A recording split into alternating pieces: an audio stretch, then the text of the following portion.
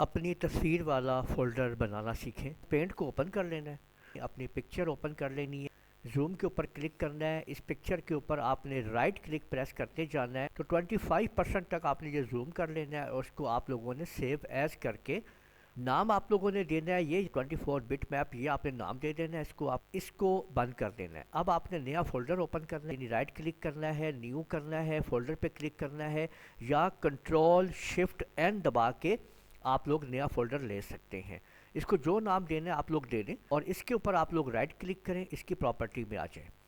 इसके बाद आप लोगों ने कस्टमाइज़ पे आना है और चेंज आइकन पे आ जाना है। इसको ब्राउज़ करना है और इसको ले जाना है उसी फ़ोल्डर में जहाँ पे आपका वो फाइल पड़ी हुई है। आल फाइल्स लाजमी कर देना है। देखें वो यहाँ पे पहुँच चुकी है और जैसे ही मैं इसको ओके करके फिर अप्लाई या ओके करूँगा तो आप लोग देख सकते हैं कि फ़ोल्डर के ऊपर वो पिक्चर अप्लाई हो चुकी है।